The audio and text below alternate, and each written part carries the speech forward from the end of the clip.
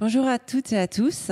Je suis Catherine Réjus, je suis déléguée générale de l'ADTEM et j'ai le grand plaisir de vous accueillir ce matin dans notre live ADTEM Salesforce sur le beau plateau télé de nos amis de Brainsonic. Alors ce matin, le live est consacré à une magnifique enquête qui a été faite par Salesforce. Enfin, magnifique, impressionnante en tout cas, puisqu'elle a été réalisée auprès de plus de 8000 marketeurs dans le monde entier. Et du coup, quand on a préparé ce live et décidé de le faire porter sur cette étude, moi j'ai été vraiment ravie d'y associer l'ADTEM parce que je trouve qu'on est totalement dans notre rôle en vous restituant les résultats de cette étude, les grandes tendances, et pour vous faciliter le travail, on en a dégagé 4 points clés. Donc voilà, ce sera le sujet du débat. Donc, comme vous le savez, tous les événements de l'ADTEM sont ouverts aux non-adhérents. Donc, alors à des conditions bien sûr particulières que pour les membres, hein, sinon ce ne serait pas très juste. Donc, en 2 mots pour les non-adhérents, l'ADTEM c'est donc le premier réseau et plus gros réseau de marketeurs en France avec plus de 1000 membres. Nous avons des adhérents dans tous les secteurs, B2B, B2C, tous les métiers, du chef de produit au directeur marketing de grands groupes du CAC, et toutes les composantes du marketing. Notre raison d'être, non, parce que le mot maintenant est protégé, donc notre mission, c'est d'aider les marketeurs à progresser dans leur métier. Et quand on le peut, les faire se rencontrer. Voilà. Donc, c'est aussi le but de cette matinale. J'espère que je suis sûre que vous allez apprendre plein de choses et pouvoir donc vous benchmarker avec les marketeurs du monde entier. Je laisse donc la parole à Joachim qui va animer cette matinale et je vous souhaite un très bon moment. À très bientôt. Au revoir. Merci Catherine. Bonjour à toutes, bonjour à tous. Qui parmi vous a conservé exactement les mêmes habitudes, les mêmes process, exactement la même stratégie marketing qu'il y a 1 ou 2 ans? Vous n'avez rien changé? Alors clairement, vous êtes une exception, car la pandémie a profondément modifié nos attentes et nos comportements de consommateurs. Et par ricochet, c'est le marketing qui est impacté. Nouvelles attentes, nouvelles habitudes. Dans ce paysage bouleversé, comment y voir plus clair? C'est justement ce que nous propose la grande enquête de Salesforce, Focus sur le marketing, 7e édition. État des lieux, tour des enjeux, difficultés et opportunités, tout. Vous saurez tout sur le marketing aujourd'hui avec nos 3 invités. Tout d'abord, Clémentine Tilliard, Regional Sales Director du département Marketing Cloud de Salesforce, qui nous présentera les résultats de cette grande enquête. Et puis, nous serons rejoints par Anan Lamjaj, Global Marketing Director de Biospringer by Le Safre, et Kevin Silvaggio, directeur marketing du groupe Le Pape. Et nous confronterons leurs problématiques aux résultats de cette étude. D'ailleurs, si vous avez des questions, n'hésitez pas à les poser via l'interface de chat. Nous y répondrons tout à l'heure en fin d'émission. Mais tout d'abord, j'accueille donc Clémentine Tilliard.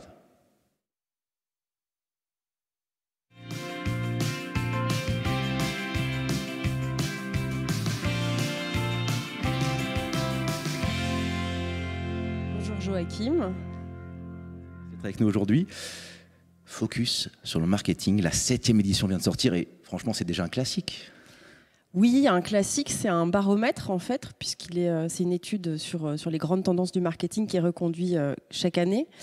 Et cette année, on a, comme l'a dit Catherine, interrogé plus de 8200 spécialistes du marketing. C'est Salesforce Research qui a conduit cette étude dans 37 pays. Et auprès de 18 industries, donc c'est une étude qui est extrêmement représentative et on peut vraiment du coup comparer chaque année les différents résultats et interpréter du coup les tendances, les grandes tendances. Les personnes interrogées vont du responsable marketing au CMO en passant par les VP, donc on a tous les niveaux qui sont représentés aussi et du coup on a des points de vue qui sont très pertinents quel que soit où on se situe dans l'organisation. Cette enquête a eu lieu entre mai et juin cette année, donc les résultats sont tout frais et on est très content de venir vous les présenter. D'accord, donc un vaste panel de nombreux pays et une période particulière. Comment est-ce que ça se reflète dans l'étude? Quel changement par rapport à 2020? Alors, l'année dernière, en fait, en 2020, on sortait de confinement, on sortait d'une période vraiment de coupure et les budgets avaient été vraiment revus à la baisse. Et le sentiment général, c'était une envie de retour à la normale.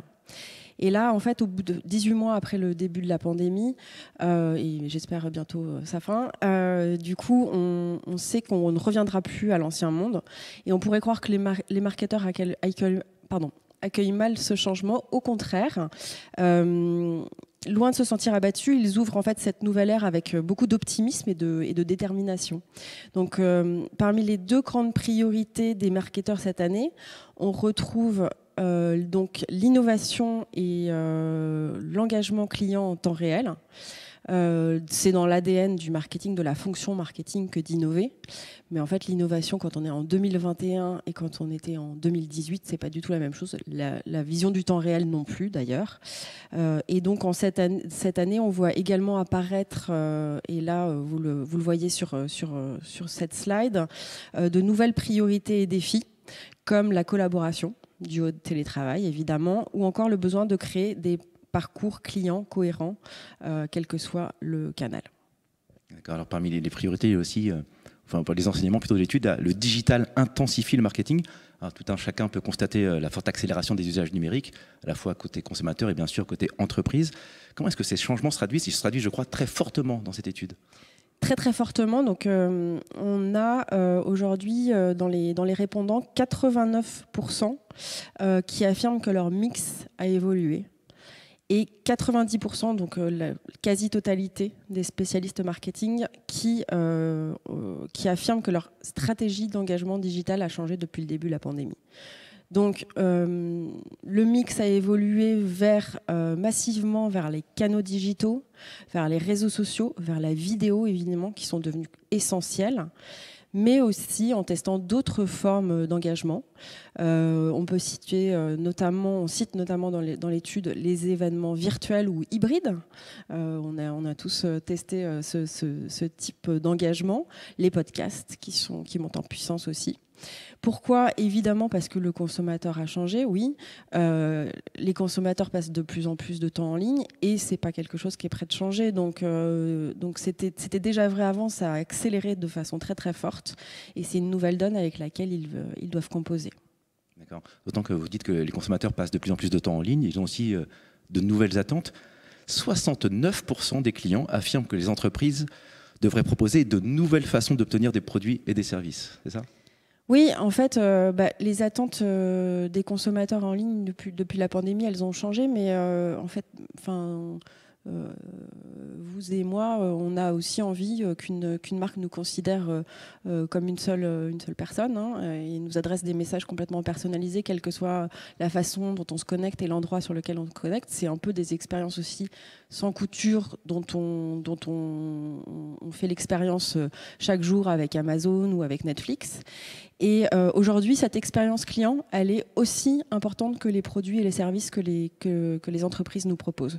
Donc, le marketing doit s'adapter à cette donne, à cette envie, à ce besoin, à ce comportement du consommateur, et en ayant très souvent recours à des solutions de gestion de la relation client pour justement proposer des parcours qui soient vraiment du coup cohérents et omnicanaux. Alors justement, qui dit parcours cohérent, dit aussi augmentation de la donnée client.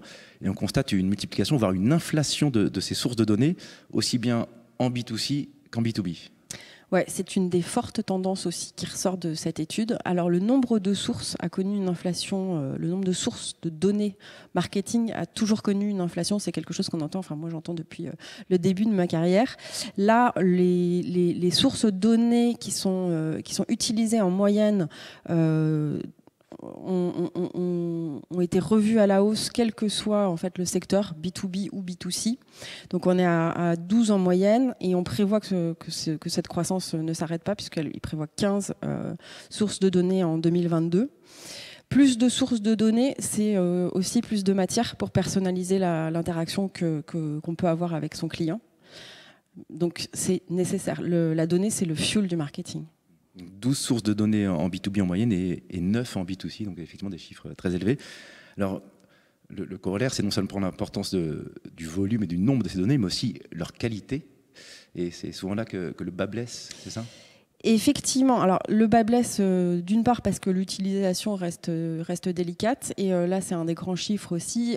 On a seulement un tiers des spécialistes qui considèrent qu'ils sont satisfaits de leur capacité à en fait créer des expériences plus pertinentes grâce à cette donnée. Donc déjà leur pertinence et ensuite effectivement les données les plus utiles aujourd'hui. Il y a eu un bouleversement effectivement sur tout ce qui est données personnelles. Donc les données les plus prisées aujourd'hui sont du coup les données digitales connues, les emails, les identifiants sociaux, mais aussi les données transactionnelles et les intérêts qui sont déclarés. Oui, donc on constate un décalage entre les ambitions et la réalité de l'exploitation de ces données. Quelles sont les autres stratégies adoptées par les entreprises pour répondre à ces enjeux de data ? Souvent, et on le constate, les entreprises, et on le voit aussi dans l'étude, les entreprises les plus pertinentes, elles s'équipent, elles se tournent vers la technologie pour y voir plus clair, parce que toutes ces données, il faut avoir la capacité en fait, de les analyser. Les agréger, les qualifier. Les agréger, les dédupliquer et après ça, les rendre utiles. Donc pour ça, elles déclarent utiliser une plateforme de données clients, donc une Customer Data Platform, pour 78% des plus performantes contre 58% des moins performantes. Donc c'est un vrai gap, un vrai décalage, une vraie opportunité aussi.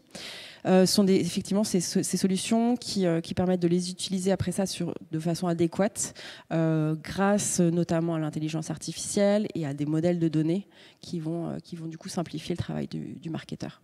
Alors justement, en parlant de simplification du travail, 77% des spécialistes estiment que leur travail apporte plus de valeur aujourd'hui qu'il y a un an. C'est paradoxal ou c'est de l'optimisme ? Écoutez, c'est plutôt de la détermination. Puisque les CMO affirment que leur marketing doit évoluer pour être plus compétitif. Donc a priori, rien n'est impossible aux plus valeureux. Mais ce qui est important, c'est de voir que la valeur stratégique du marketing est probablement beaucoup plus reconnue aujourd'hui. Après, en fait, des mois où les boutiques ont été fermées, comment est-ce qu'on ramenait les gens vers les sites, etc. C'est quelque chose qui est devenu une évidence. Et on le voit parce que les métriques aussi de performance du marketing se sont élargies. Sont des indicateurs qui montrent l'alignement en fait, l'alignement des métriques du marketing aux métriques du business de l'entreprise, aux métriques stratégiques des entreprises. Alors justement, quelles sont ces métriques ? J'imagine qu'il y a des constantes et des nouveautés ? Oui, tout à fait.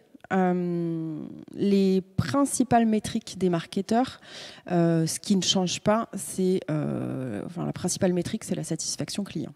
Comment on la mesure ? On la mesure avec des Net Promoter Score, donc qui sont des chiffres qui sont encore plus importants, encore plus regardés que tout ce qui est chiffre d'affaires. Mais ce qui évolue, c'est qu'on a vraiment du coup le tamis systématique du ROI, ce prisme systématique de la performance des campagnes sur les ventes qui est appliqué sur toutes les campagnes. Les métriques, elles ne sont utiles que si elles permettent aussi du coup de prendre des mesures concrètes. Et là-dessus, on constate un grand pas en avant puisque les équipes du coup marketing, pour plus de 2/3, affirment pouvoir mesurer aujourd'hui les campagnes en temps réel, ce qui permet de ne pas attendre la fin des campagnes pour pouvoir prendre des décisions. D'accord, je crois qu'on en parlera justement tout à l'heure avec nos invités. Juste avant, peut-être un mot de conclusion sur cette étude, Clémentine ? De conclusion, ce qu'il faut retenir de 2021, c'est que c'est une année de transition. 3 mots-clés, innovation, optimisme, accélération. Et en fait, surtout, de télécharger l'étude pour en savoir plus. D'accord, donc téléchargez l'étude et si vous avez des questions, n'hésitez pas à les poser en attendant via l'interface de chat et nous y répondrons donc en fin d'émission. Et maintenant, je vous propose d'accueillir nos 2 autres invités, Hanan Lamjaj et Kevin Silvaggio.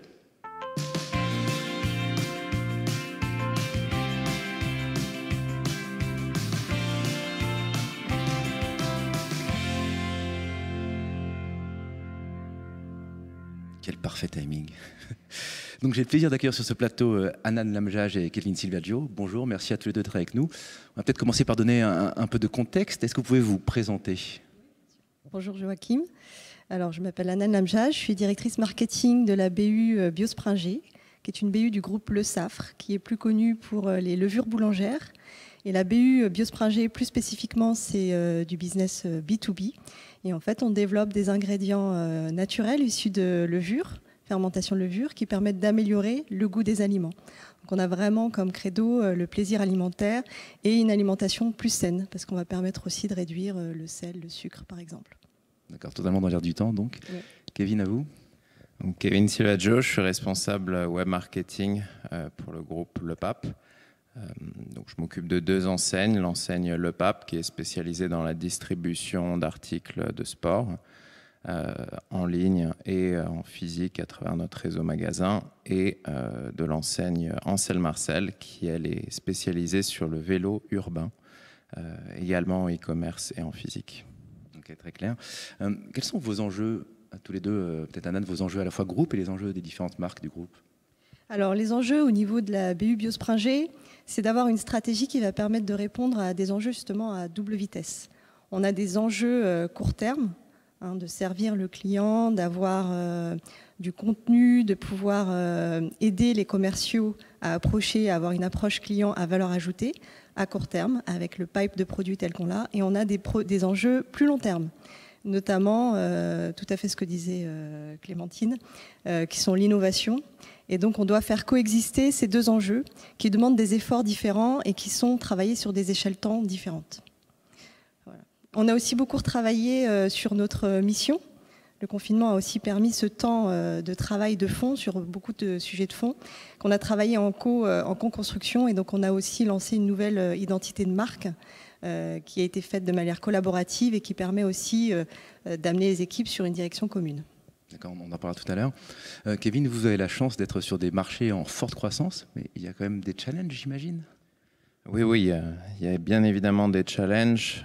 En tant que distributeur, on est très dépendant des marques et des approvisionnements qui ont été plus qu'incertains sur l'année écoulée et qui ne sont toujours pas revenus entièrement à la normale. Si on pense au vélo, aux problèmes de production sur certains composants et sur la chaussure. Une partie des marques produisent en Asie, donc il y a encore beaucoup d'incertitudes sur les approvisionnements, ce qui nous pousse à améliorer notre logistique, nos process internes pour mettre en ligne ou livrer les produits le plus efficacement possible. Donc ça, c'est un des enjeux. On a aussi recruté beaucoup de nouveaux clients pendant la pandémie. Donc du coup, maintenant, il faut les comprendre, il faut savoir ce qui les intéresse et apprendre à les connaître. Donc la fidélisation est aussi un enjeu capital pour nous. Et puis, plus globalement, l'expérience client sur le site. Proposer une expérience d'achat fluide, que ce soit à travers la navigation, à travers le tunnel d'achat, les moyens de paiement, donc ce qui ne sont pas forcément des enjeux nouveaux, mais qu'il faut vraiment... il n'y a vraiment plus le temps d'attendre aujourd'hui. Les clients sont un peu devenus experts aussi du digital, donc on n'a pas le choix, il faut y aller. Les nouveaux clients dont vous parliez, ce sont les nouveaux pratiquants de sport, c'est ça, ceux qui depuis 18 mois ont redécouvert le jogging? Exactement, ce qu'on appelle les néo-runners pour l'enseigne Le Pape. Et puis pour Ansel Marcel, on a plein aussi de gens qui n'avaient jamais fait de vélo et qui n'ont plus envie de prendre le métro, ni le Vélib, donc qui sont à la recherche de leur premier vélo électrique, qui ont parfois essayé les Véligo et compagnie, et qu'il faut... éduquer et accompagner dans leur décision d'achat. D'un côté, une forte demande, de l'autre, des problématiques de stock et d'approvisionnement. Du coup, c'est vraiment nécessaire pour vous d'avoir des actions marketing efficaces et rapides, c'est ça? Oui. Bien sûr, déjà en termes de logistique, pour pouvoir absorber ces arrivées de produits plus ou moins anticiper. Et puis, voilà, être capable d'animer, de relayer ses offres, de dynamiser son e-merchandising. On doit s'appuyer sur l'ensemble des leviers marketing pour relayer ces offres quand elles arrivent et leur donner de la visibilité. Et concrètement, vous disiez en préparant l'émission qu'en quelques jours, vous arrivez à adapter un peu les campagnes pour pousser tel ou tel produit. Oui, c'est même du matin pour le midi, quand on doit lancer des opérations commerciales, soit pour répondre à des opérations commerciales concurrentes, parce qu'on reste sur le web, donc il y a toujours une guerre des prix dont on essaye un petit peu de s'écarter, de se préserver aussi, mais on est aussi obligé de rentrer dans le jeu et il faut être très réactif, que ce soit en termes de précommande sur des produits qui vont arriver, que tout le monde attend, sans forcément avoir de date hyper précise. Il faut être capable de gérer ces précommandes et en même temps de mettre en avant ce qui est en stock, la valeur d'usage de nos produits aussi. Donc on a internalisé toutes les compétences du marketing pour ça. Alan, des cycles aussi rapides, forcément, ça fait rêver. En B2B, vous êtes sur des rythmes plus longs, forcément. Oui, ce n'est pas du tout les mêmes cycles de vente. Nous, on est sur des cycles assez longs. C'est entre 1 an, 18 mois, voire plus. Et suivant le type de produit, alors soit c'est des produits existants ou des innovations qui vont eux-mêmes entrer dans des innovations du client, ce sera encore plus long. Donc effectivement, on n'est pas du tout sur la même échelle temps et ça impacte aussi la manière dont on fait le marketing où on va prendre plus de temps. Et ce qui est vraiment très important aujourd'hui, même si les principes de base restent les mêmes, c'est bien connaître nos clients, bien connaître leurs besoins, mais ça va être aussi de développer à la fois du contenu qui va être pertinent. Et donc ce type de contenu-là à forte valeur ajoutée qui va s'appuyer sur l'expertise interne, on va prendre le temps de le construire et être sûr que ça va bien répondre aux besoins du client. Travailler sur le parcours client aussi pour avoir du contenu qui va être adapté et puis maintenir l'effort en fait sur une période assez longue pour pouvoir accompagner les forces de vente sur ce cycle de vente de 18 mois voire plus. Donc on n'a pas les mêmes problématiques qu'en B2C, même si on utilise les mêmes leviers mais sur un rythme différent. D'accord. Vous avez évoqué la nouvelle plateforme de marque, vous pouvez détailler un petit peu ? Oui. Alors la plateforme de marque, on a retravaillé en fait notre plateforme de marque il y a 1 an. On a beaucoup capitalisé sur l'histoire du groupe. Biosprager va avoir 150 ans l'année prochaine. Donc on est sur un groupe qui a une belle histoire, une forte expertise, des valeurs fortes. Et c'était important pour nous de partir de cette histoire, ce socle qui était solide, et de formaliser ensemble, ce qui était plutôt implicite, notre mission. Alors notre promesse de marque, c'est « We create responsible taste ». Et ça nous correspond vraiment. Alors il y a le « we », on travaille beaucoup ensemble, que ce soit dans la fonction marketing, mais en fait toutes les fonctions. Create, il y a la créativité, la création, ça fait partie de l'ADN du groupe, d'être dans la créativité, de développer des nouveaux produits. On part toujours de la levure, mais avec la levure, en fait, on arrive à créer un potentiel assez infini de possibilités en termes d'ingrédients en travaillant soit sur la souche ou sur le procédé. Et puis Responsible Taste, ça répond tout à fait aussi à des attentes des consommateurs et du milieu aujourd'hui. Et c'est aussi la manière dont on veut travailler. Et c'est pour ça que dans tous nos développements, ce sont des ingrédients naturels issus de fermentation. Ça s'accompagne aussi, je crois, d'une importance accrue du marketing. C'est un sujet qui était pourtant assez récent chez Le Safre. Oui, c'est une entreprise B2B, plutôt industrielle au départ, et la fonction marketing est relativement récente. Elle a commencé plutôt au niveau régional. Alors, ce que j'appelle au niveau régional, ce sont les grandes régions, Amérique du Nord, Amérique du Sud, Europe, Asie, Chine. Et puis, elle s'est structurée au niveau global, et ça date de 2014. Donc, ça reste quelque chose de très récent, avec toujours cet équilibre à trouver entre le marketing global, qui va être plus sur la stratégie, tout le socle marketing. Par exemple, on gère le site internet, on va gérer le positionnement des produits, de la gamme, tout ce qui est création de contenu au départ, et une forte aussi implication au niveau locales, parce que nous, on travaille le goût. Donc c'est aussi important de s'appuyer sur les équipes locales qui vont mieux connaître les spécificités de chaque pays, de chaque région.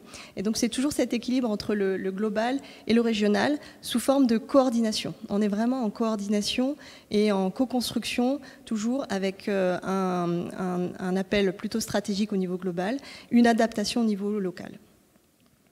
Donc deux univers différents, B2B, B2C, et deux problématiques différentes également, mais qui reflètent bien les difficultés ou les challenges des marketeurs aujourd'hui, Clémentine? Je pense je pense que vous avez retrouvé vous êtes pas mal retrouvés tous les deux dans l'étude. Ce qui est sûr, c'est que qu'on soit dans le B2B ou le B2C, on doit répondre aux attentes d'un consommateur dont les comportements changent, que ce soit dans ses grandes envies sur le long terme, comme ses comportements à court terme sur le web, quoi. Donc je pense qu'effectivement, l'étude est assez représentative là-dessus. On a cette chance. Et justement, une réaction peut-être sur l'étude? Est-ce que vous avez eu le temps de la parcourir ou juste écouter ce que ça a expliqué Clémentine? Oui, on s'y retrouve tout à fait. Il y a beaucoup de challenges qui ont été amenés par cette crise, mais aussi beaucoup d'opportunités. Pour nous, ça a été clairement un accélérateur.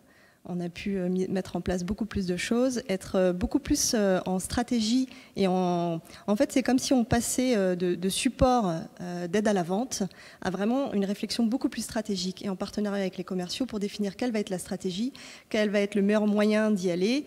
Et évidemment, quand avant on passait par du relationnel, par exemple dans un salon, c'est plus possible. Donc il a fallu totalement repenser notre approche client pendant cette période. D'autant plus que nous, on travaille le goût.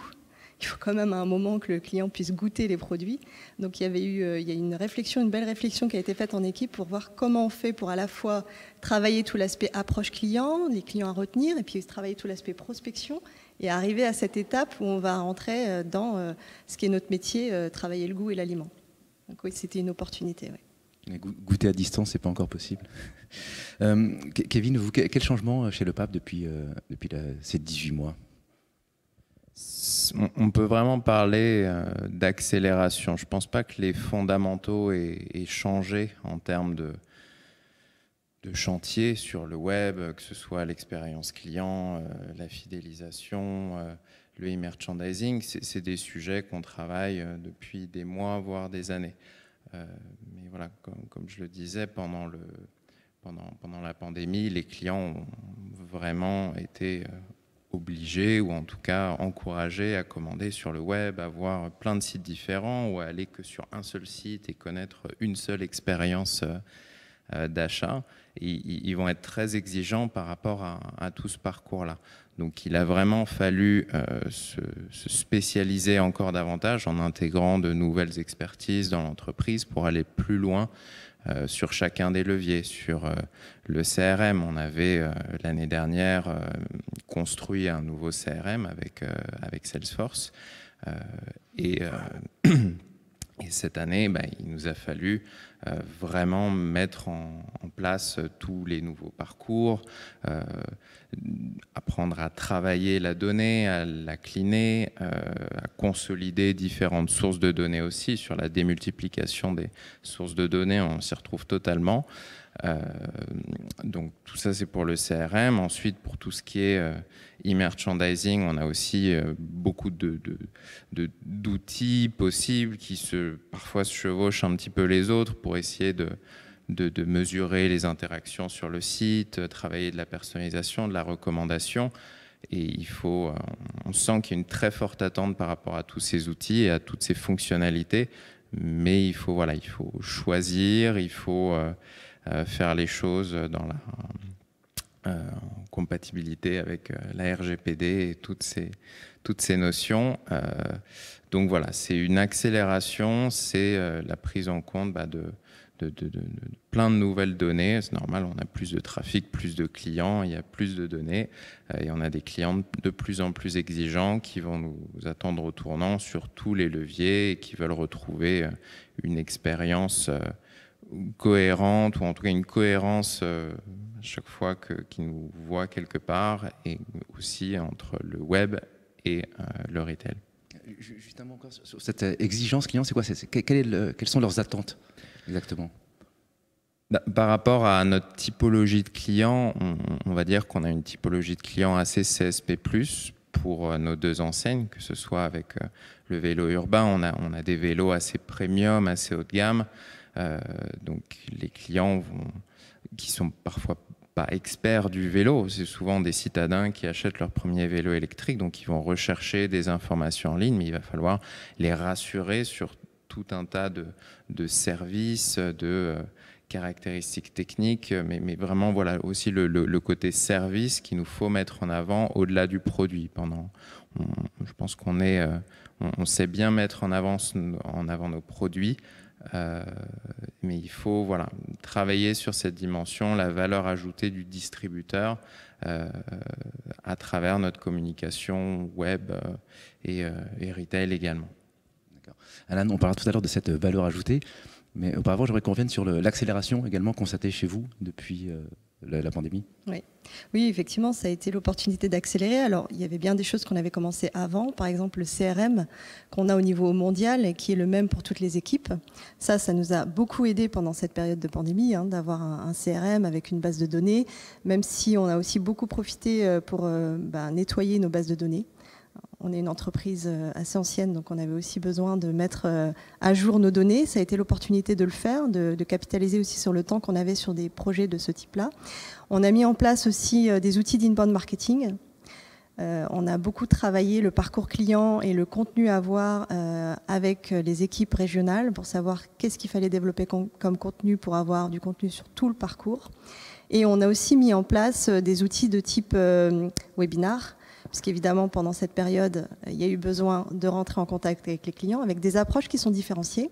Soit des webinars qu'on va utiliser en interne avec notre propre base de données sur des sujets différents, soit en partenariat, donc plutôt en mode paid, sur des webinars avec des partenariats qui nous permettent d'accéder à de nouveaux clients potentiellement de la prospection. Donc sur le milieu B2B, on a, on va dire, un choix plus limité que ce qu'on va voir sur B2C. Donc les partenaires sont assez limités, mais permettent d'accéder à une base de données bien différente. Donc ça a été des choses mises en place pendant cette période. C'était assez nouveau et ça a vraiment accéléré ce type de mise en place. Donc de nombreux outils qui ont été mis en place sur une période assez courte. Bravo déjà. Alors justement, en parlant de mise en place, comment est-ce que votre équipe marketing est organisée aujourd'hui? Alors Kevin, vous avez dit, on internalise tout, c'est ça?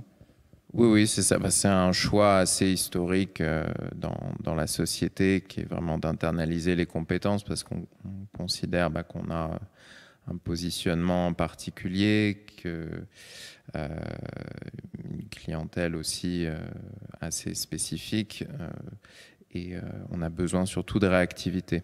Donc, on peut trouver des partenaires, des prestataires très réactifs, mais d'avoir les équipes en interne qui connaissent les process, ce qui marche pas, et qui vont être capables de travailler en autonomie et aussi de tirer leur levier à travers leur expertise et de pouvoir optimiser au maximum leur campagne, travailler en bonne intelligence avec tout le monde. On considère qu'on est plus efficace quand on arrive à internaliser toutes ces compétences. On travaille bien sûr avec des intégrateurs ou des outils pour les technologies très spécifiques, mais sur les leviers fondamentaux du marketing, où il est nécessaire aujourd'hui d'être à la pointe en tant que distributeur, on a fait le choix d'internaliser. Ouais. Kevin, les agences réactives et à la pointe, ça existe quand même. Anne, de votre côté, comment est-ce que vous êtes organisée? Alors nous, c'est un choix un peu différent. Alors je le disais, le marketing est assez récent. Donc au départ, on a internalisé un certain nombre de compétences. Marketing digital, chef de produit, on a travaillé sur tout l'aspect application. Mais on travaille dans un schéma mixte, je dirais. Des compétences internes qui permettent de driver des projets, mais des partenariats divers qui vont être choisis par rapport à notre objectif. Donc on n'a pas tout internalisé du tout, on travaille avec différentes agences suivant nos sujets. Donc on a par exemple des agences qui nous ont permis de retravailler tout ce qui était notre mission. On a des outils différents, le CRM, l'account-based marketing dont je n'ai pas parlé, ou l'inbound marketing, c'est avec des prestataires différents. Du coup, on va chercher des expertises qui vont venir compléter les expertises qu'on a déjà en interne, qui vont se focaliser beaucoup plus sur la connaissance de nos clients, la connaissance des produits, la connaissance de la concurrence, et on s'appuie sur des expertises externes, parce qu'en B2B, les équipes sont plutôt courtes, hein. Donc on travaille beaucoup en réseau, que ce soit en interne, donc le global, régional, j'en ai parlé, et que ce soit en externe, avec des agences ou des prestataires ou des consultants qui vont être spécialisés. Et ça nous donne aussi de l'agilité, et on est énormément en mode essai-apprentissage. Il y a un niveau d'incertitude qui est assez grand en B2B. Hein. On parlait de data. Alors c'est vrai que d'un côté, pour certains sujets, il y a beaucoup de data, comme les tendances consommateurs, par exemple, on pourra y revenir. De l'autre côté, pour ce qui est données clients, expérience client, parcours client, besoin du client, voire utilisation de nos produits chez le client, là, nous, on est beaucoup plus dans l'incertitude que dans un domaine grand consommateur. Donc, on va être beaucoup en essai, apprentissage. On va s'appuyer sur des experts, on va tester des méthodes, on va regarder les résultats, et puis on va s'ajuster et on va recommencer. Donc il y a vraiment un mode agile dans la manière dont on implémente nos stratégies marketing. Et toujours avec cette dualité, c'est-à-dire que les cycles de vente sont longs, on a une accélération, on a besoin d'aller vite, donc c'est aussi comment on fait pour prendre la bonne décision avec juste une partie de l'information. C'est un peu le challenge qu'on a. Et comment on fait justement à distance, avec différentes agences, comment ça se passe la collaboration aujourd'hui ? La collaboration se passe très bien. Vraiment, pendant le confinement, ça s'est fait assez naturellement. On a des outils qui nous permettent de collaborer facilement à distance. Et on avait déjà l'habitude, puisque nous, les équipes régionales, sont à l'étranger. Donc on avait l'habitude de travailler en digital. Ça s'est un peu accentué avec nos agences, justement, qui étaient en France ou proche Paris. Mais il n'y a pas eu de frein à ce niveau-là. Au niveau de la collaboration et de l'efficacité. Alors évidemment, au niveau humain, c'est pas la même chose. C'est toujours plus agréable de se voir en vrai, et donc on est content d'être revenu à un rythme où on peut se voir quand même de temps en temps. Mais au niveau de l'efficacité, ça s'est fait très naturellement au travers de différents outils. Ce qui a peut-être été accéléré aussi, c'est la clarification des rôles et responsabilités. Je pense que nous, on est vraiment en travail collaboratif où chaque personne a une pièce à apporter dans le projet. Là, il a fallu clarifier pour qu'en dehors de ces zones où on discutait, chacun sache exactement ce qu'il a à faire. Donc il y a eu plus de discussions et plus de mise à plat sur les process. Ça nous a permis aussi de travailler là-dessus. D'accord. C'est un peu ce que vous disiez tout à l'heure, Clémentine. Là, tout se passe bien, mais chez de nombreux clients, la collaboration de nos jours, dans ce monde un peu flex-office hybride, ça reste un enjeu fort. Alors, ça l'a été, enfin, du coup, la collaboration, elle s'est faite, là, pour le coup, un peu à marche forcée, du fait du retour du fait du confinement à la maison. Dans les équipes marketing, en règle générale, alors c'est 2/3 dans l'étude, la collaboration, c'est bien fait. On avait l'habitude de le faire, on avait les outils aussi pour le faire. Et effectivement, c'est du coup les process qui ont été enfin, on retrouve exactement ça, qui ont été remis à plat derrière avec vraiment du coup les fonctionnements des équipes les unes avec elles, et souvent du coup la mise en place de chefs de projet vraiment du coup transverses. Ce qui est constaté aussi dans l'étude, du coup, c'est effectivement une meilleure collaboration avec des équipes avec lesquelles ça pouvait être, enfin on pouvait collaborer mais de façon moins transparente en tout cas sur l'objectif. Là, les objectifs sont alignés entre les équipes marketing et toutes les équipes vente, donc du coup que ce soit le e-commerce, que ce soit les équipes commerciales sur le terrain ou les points de vente. Donc ça, c'est quelque chose où du coup il y a eu plus de transparence sur les objectifs, et aussi une meilleure collaboration avec les équipes informatiques lorsqu'il était question du coup de s'équiper, et pourquoi, pour quels besoins quoi en fait. D'accord. Une remise à plat bénéfique et nécessaire, d'autant plus nécessaire, Kevin, que Anna l'a évoqué, mais que c'est plus complexe, plus compliqué de devancer les attentes, de comprendre les attentes. Vous me disiez, on ne sait pas ce qui peut se passer parfois. Un dimanche matin, il y a un pic de charge. Enfin, le marché est beaucoup moins lisible chez vous. Oui, on va dire que dans le e-commerce et surtout le digital, on n'a pas été directement déstabilisé par ce rythme à distance. Finalement, tous les outils qu'on utilise ont été conçus, pensés pour être utilisés à distance par différentes équipes. On travaille principalement sur des assets digitaux, c'est des fichiers qui circulent. des mails à valider. Enfin, c'est voilà, des choses assez dématérialisées. Il n'y a pas forcément besoin de contact humain, de voir les produits, les équipes pour arriver à faire notre travail. Il y a besoin de comprendre les clients. Il y a besoin de comprendre les clients. Comprendre les clients, effectivement. Bon, ça, il ne change pas d'un jour sur l'autre, hein, mais les opérations commerciales, effectivement, les équipes ont prouvé que malgré la distance, avec la bonne organisation, les bons outils, on est capable de s'organiser et de sortir les campagnes dans les mêmes deadlines qu'avant. Vous, Anna, vous évoquez donc la complexité de connaître vos cibles. C'est aussi pour ça que vous voulez maintenant associer ces clients très tôt dans la conception des produits, c'est ça?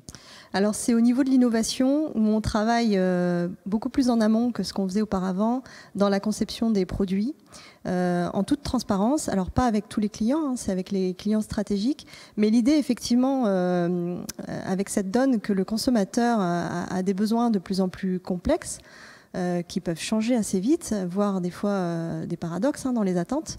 On travaille au plus près avec le client, à des stades tôt où on peut encore agir sur le produit. Comme pour la vente, d'où les cycles de développement sont assez longs, c'est des produits très techniques qui demandent une certaine expertise. Donc plus on associe tôt les clients dans notre démarche, donc ce qu'on a appelé notre démarche Early Adopters, pour ceux qui souhaitent être en mode collaboratif beaucoup plus poussé avec nous, on a en toute transparence un échange sur un produit qui va être au niveau prototype, au niveau pilote, qui va pouvoir être testé chez le client, qui va nous faire des retours, et donc on va pouvoir adapter les spécifications avant de passer au mode industriel. Et donc ça nous donne beaucoup plus d'agilité et puis ça nous permet d'être au plus près des besoins du client en ayant cet échange, parce qu'effectivement ce ne sont pas toujours des données qui sont présentes quelque part, c'est plus au niveau de l'expérience et de ce que chaque entreprise a pu engranger en termes de données. Donc ça nous donne cette agilité-là et ça nous permet d'être en niveau collaboratif beaucoup plus poussé, plus en transparence avec le client, ce qui n'est pas l'usage au départ au niveau agroalimentaire. Il y a vraiment une notion de secret agroalimentaire, la connaissance au niveau des produits est très très très importante. Et là, on sent un peu ce mouvement au niveau des modes de travail plus collaboratifs, aussi parce que maintenant, ça demande plus de transparence, donc plus ouvert dans les discussions. Donc, être au plus près des besoins des clients, pour cela, la donnée est clé. Comment est-ce que vous exploitez, vous, la donnée, Kevin ? On exploite la donnée. De nombreuses manières, j'imagine. Oui, il y a beaucoup de sources à consolider. Il y a la donnée client, il y a la donnée produit, surtout dans le cadre de nos campagnes et de la mise en avant des produits. Et dans un contexte d'approvisionnement un petit peu compliqué, on a des stocks qui peuvent énormément varier d'un jour à l'autre, ou des très petites quantités qui arrivent, ou d'un coup des énormes quantités sur un produit très demandé. Donc il faut aussi que les flux produits soient toujours à jour, parce qu'ils viennent alimenter tout un tas de campagnes, que ce soit des campagnes d'emailing, que ce soit des campagnes Google Shopping, qui sont encore un fort moteur de traction et qui génère beaucoup de trafic sur les sites. Donc il faut que cette donnée produit soit complète, à jour, propre. De l'autre côté, on a la donnée client, où il faut gérer dans un contexte où les clients sont surexposés à tout un tas de messages de e-commerçants, parce que tout le monde a pris conscience des changements dans les habitudes d'achat, et que ce soit les marques, que ce soit les distributeurs, on est de plus en plus sollicités, voire harcelés. Donc les clients sont aussi de plus en plus sensibles à ces notions de respect, de l'opt-in, de l'opt-out. Et c'est des enjeux pour lesquels il faut des outils assez costauds et des équipes qui connaissent bien tous les branchements, parce que, encore une fois, beaucoup de sources d'abonnements, d'opt-in, d'opt-out, même à travers Gmail maintenant, il y a une fonctionnalité d'opt-out générique qu'il faut aussi arriver à exploiter derrière. Donc voilà, données clients, données produits, c'est le nerf de la guerre aujourd'hui, parce que sans ça, on n'a pas de campagne, on ne peut pas vendre nos produits. Une guerre qui se met dans un terrain complexe, vous l'avez dit, sur les clients sursollicités et des nouvelles règles sur le consentement. Donc ça complexifie encore un peu votre travail sur le sujet. Oui, après, c'est des règles qui ne sont pas forcément nouvelles, mais voilà, les clients sont de plus en plus sensibles à leur bonne application. Et finalement, ça nous aide, nous aussi, à mieux qualifier nos campagnes, à faire des campagnes plus efficaces, plus pertinentes, plutôt que de sursolliciter des clients, surtout quand ils n'ont rien demandé. D'accord.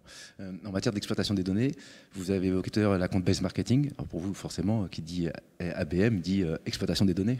Oui, alors pas seulement en ABM, la complexité des données pour nous, elle est surtout au niveau des tendances consommateurs, parce que c'est ce qu'on doit capter pour comprendre quelles vont être les évolutions d'un point de vue goût. Alors, il y a beaucoup de données. Et donc l'enjeu là, nous on a plusieurs sources de données, donc déjà on croise beaucoup les données pour voir quelles sont celles qu'on voit le plus souvent. Et l'enjeu ici, c'est de savoir quelle va être la donnée la plus pertinente. Parce qu'entre un produit qui est lancé avec une nouvelle saveur et le fait qu'il fonctionne et qu'il se vend, il y a souvent un gap. Et donc ça, c'est pour nous un des enjeux majeurs, c'est de savoir identifier quelles sont les tendances actuelles au niveau consommateur qui vont nous permettre de développer les bons produits et d'accompagner notre client. Un enjeu court terme. On a toujours l'enjeu plus long terme, on est toujours nous entre ces deux enjeux-là pour pouvoir aussi travailler l'innovation à plus long terme, d'avoir de la prospective. Qu'est-ce qui va venir en termes de tendance ? Donc ça, au niveau de la donnée, c'est là où on a le plus d'enjeux. Sinon, nous, au niveau B2B, on n'a pas tout à fait les mêmes défis qu'au niveau B2C. Au niveau de la donnée de nos clients, du parcours client, c'est beaucoup plus simple, parce que l'acte d'achat se fait toujours de manière traditionnelle. Donc on est plutôt sur le travail sur tout ce qui va être lead generation ou rétention du client. Et ensuite, ça passe sur un cycle de vente plus classique. Et en matière de levier d'action, quel levier utilisez-vous ? Sur les leviers d'action, sur quelle partie les tendances ou Sûrement pour la fidélisation client et l'action vraiment commerciale, marketing. Oui, là, on travaille beaucoup notre stratégie d'inbound marketing, notamment pour ce qui est fidélisation, avec toujours un travail sur le contenu. Ça, c'est vraiment le gros du travail, d'avoir un contenu qui va être à valeur ajoutée. Comme le disait Kevin, les clients comme les consommateurs sont sursollicités sur les infos. Donc nous, ce qu'on veut, c'est avoir de l'information pertinente et qu'on envoie à bon escient. Donc hors des questions de les envahir avec des emails toutes les semaines, c'est pas du tout notre stratégie. On est sur quelque chose soit inbound, donc c'est eux qui viennent chercher l'information qui est intéressante pour eux, ou si on est sur email avec parcimonie sur vraiment des sujets qu'on considère comme à valeur ajoutée et qu'on va envoyer parce qu'on sait que ce sont des informations qui sont déjà venues chercher, par exemple, sur notre site. Ensuite, on a beaucoup travaillé notre stratégie d'account-based marketing, qui est là beaucoup plus spécifique. Et l'idée, là, c'est de pouvoir toucher en fait, les prescripteurs qui ne sont pas forcément nos contacts. Dans tout ce qui s'est complexifié, c'est aussi la prise de décision. Souvent, dans une entreprise B2B, c'est une décision collégiale. Et on est en contact avec quelques personnes, 1, 2, 3, mais on ne touche pas toutes les personnes. Donc il y a cette stratégie-là de pouvoir toucher les personnes avec qui on n'est pas en contact, avec aussi du contenu qui est pertinent. On travaille les deux aspects, la notoriété et aussi la conviction. Et là, c'est ce que j'expliquais tout à l'heure, on est beaucoup en essai et apprentissage. C'est là où on va voir comment ça se passe. Et on discute après avec les équipes commerciales. Alors soit on voit les fruits avec le lead qui a eu lieu ou le contact visite qui permet de confirmer ça, ou soit ça n'a pas marché. Alors on réfléchit et on crée un contenu différent et une approche différente. Alors justement, pour toucher des personnes avec qui on n'est pas directement en contact, Clémentine, quels sont les leviers d'action, les nouvelles formes d'engagement ? Du coup, Anan en a cité quelques-uns. Du coup, je pense que voilà, comment est-ce qu'on fait goûter une saveur à des personnes, il y a eu des choses assez rigolotes qui sont citées dans l'étude, comme le wine testing à livrer à domicile et ce genre d'approche. Mais globalement, du coup, c'est toujours beaucoup de créativité aussi. Et puis j'aime beaucoup cette idée aussi d'essai, d'apprentissage, d'itération en fait, jusqu'à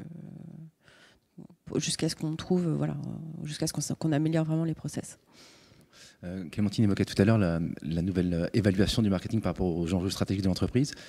C'est aussi quelque chose que vous constatez chez vous. Sur quel KPI êtes-vous mesuré en termes d'action marketing ?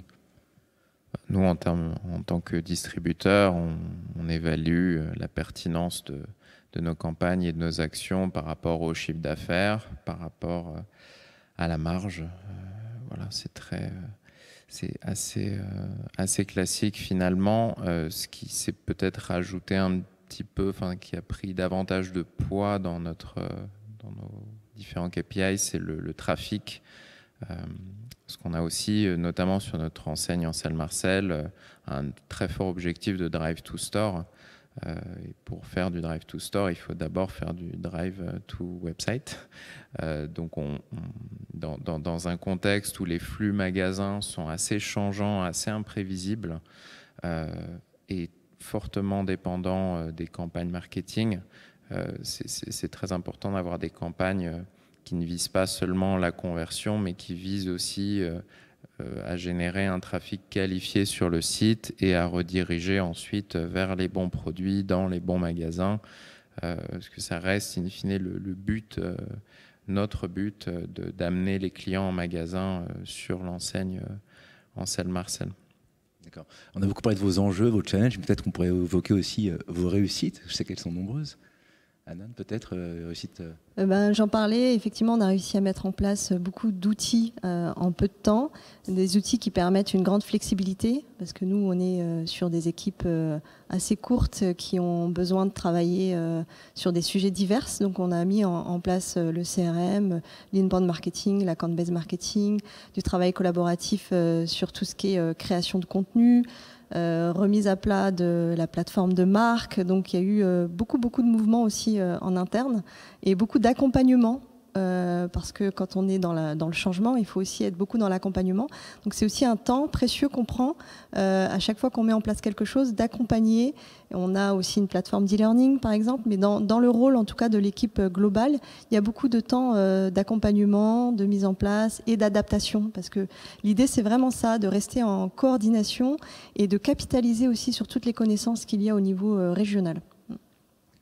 Alors, le temps file, je vais peut-être vous demander, Clémentine, vous, de nous donner peut-être la substantifique moelle de l'étude. Quels conseils, quelles clés peut-on partager pour performer ? Les conseils clés, évidemment, avec ma casquette Salesforce, j'aurais envie de vous pousser vers les solutions technologiques. Ce qu'on voit quand même, et vous en parlez comme vos réussites, Anan, en un temps record, ce qu'on voit quand même, c'est que la technologie, elle n'est là que pour accompagner le changement, et le changement, il doit être drivé par les entreprises. Il faut que ce soit des directions stratégiques qui soient données du haut. Voilà. Et en général, ce qu'on a vu aussi parmi les entreprises les plus performantes, c'est vraiment des centres d'excellence qui ont été mis en place autour de ce changement du consommateur, quoi. Vous avez déjà identifié, vous, les prochains chantiers ? Oui, on a des chantiers autour de la fidélisation du client. Comme je disais, on a mis en place tout ce CRM et toute cette connaissance client. Maintenant, il faut arriver à l'exploiter pour fidéliser notamment ces nouveaux clients, mais aussi des clients anciens, les amener peut-être vers de nouvelles pratiques. Comme on est multispécialiste chez Le Pape, on a lancé il y a quelques années l'outdoor qui a de plus en plus le vent en poupe. Et le but, c'est aussi de faire découvrir ces nouvelles pratiques, ces nouvelles activités à des clients historiques et à répondre aux attentes de nouveaux clients qui nous découvrent peut-être via ces activités qui sont assez nouvelles pour nous aussi. Donc voilà, fidélisation, mise en avant de l'offre. Et ça fait partie à la fois de nos réussites et de nos chantiers, mais on a vraiment mis le paquet sur la création de contenu pour nos différents réseaux sociaux, pour maintenir et développer le contact avec notre communauté, que ce soit à travers de la vidéo, du podcast, de la participation à des événements qui ont tous eu lieu en 1 mois et demi, tous ceux qui ont été annulés pendant les 6 mois précédents. Donc arriver à maintenir, à développer ce contact à travers les réseaux, à travers nos différentes expériences en ligne. Un beau programme donc. Anan, de votre côté, quelle feuille de route, quel chantier ? Alors sur nos feuilles de route, on continue d'améliorer les outils qui sont déjà en place, notamment je pense au CRM, où on va à chaque fois un peu plus loin. On est vraiment en mode incrémental, c'est-à-dire qu'une fois qu'un process, une façon de travailler est en place, on va un peu plus loin. Par exemple, pour tout ce qui est suivi des échantillons, aujourd'hui l'idée c'est de récolter un peu plus en dur les données qui sont autour des tests qui sont faits. On challenge aussi les outils en place. Donc sur l'account-based marketing, on va tester de nouveaux outils qui vont nous permettre d'aller un peu plus loin, un peu plus en segment-based marketing, donc avec une approche plus groupée. Et puis on travaille d'autres outils digitaux de type plateforme distributeur, plateforme client. D'accord, on va passer justement aux questions-réponses, une question qui résonne avec ce que vous venez de dire. Pouvez-vous, s'il vous plaît, développer les nouveaux outils d'account-based marketing? Développer, donner plus d'informations? Oui, donner plus d'informations. Il y a plusieurs outils sur le marché. Nous, justement, on est en plein appel d'offres. On est en train de tester différentes solutions pour voir celles qui vont être les plus pertinentes. Parce que ce qu'on cherche au niveau de l'account-based marketing, c'est travailler les prescripteurs. Dans ce qu'on a vu dans notre outil précédent, c'est qu'on a finalement pas mal travaillé la notoriété, l'engagement. On a vu des clients venir sur notre site qui ne venaient pas avant. Mais notre challenge, c'est arriver jusqu'à avoir des noms de personnes qu'on va pouvoir après approcher au niveau commercial. Donc c'est là-dessus qu'on travaille. Kevin, une question pour vous. Comment réaliser une adaptation si rapide de vos campagnes en quelques heures? Est-ce que vous pouvez révéler votre secret? Internaliser toutes les équipes. Non, non, c'est être capable de définir, d'aller à l'essentiel, c'est-à-dire de savoir via la data qu'est-ce qui marche en termes de levier et se concentrer là-dessus finalement, quel type de campagne fonctionne, est-ce qu'il faut plutôt faire du shopping, plutôt faire de l'emailing, comment on le fait et jusqu'où on met en avant ces offres sur le site et avoir les bons outils en termes d'organisation pour partager l'information immédiatement sur les offres, les produits concernés avec toutes les équipes et ensuite chacun doit savoir ce qu'il a à faire et où trouver l'information qui lui manque. Voilà, chacun doit être un petit peu proactif et c'est aussi l'intérêt d'avoir des équipes qui connaissent bien les process, et voilà. Okay. Question pour vous, Anan, et après on va terminer. Comment est-ce que vous transformez votre travail sur le contenu en insight consommateur utile, vraiment utile en termes de business? Oui, ça c'est une bonne question. C'est vraiment ce que je disais, un des challenges, c'est en fait on a plusieurs bases de données. Et donc on prend le temps de croiser les données pour voir celles qui se retrouvent fréquemment. Et ensuite on reconstruit les tendances consommateurs à la vue de ces différentes bases de données en application sur les aliments nous qu'on va cibler. Et c'est ce type d'informations qu'on échange assez régulièrement avec les clients qui nous permettent de confronter nos points de vue. Et ensuite, on suit sur le temps pour voir si ça se concrétise d'un point de vue vente en termes de produits avec ces différentes saveurs. D'accord, merci. Merci beaucoup. Merci à tous les trois pour votre participation, cet éclairage. Merci à l'ADTEM, c'est toujours un plaisir de vous accueillir au sein des locaux de Brainsonic. Merci surtout à vous qui nous regardez. Passez une excellente journée.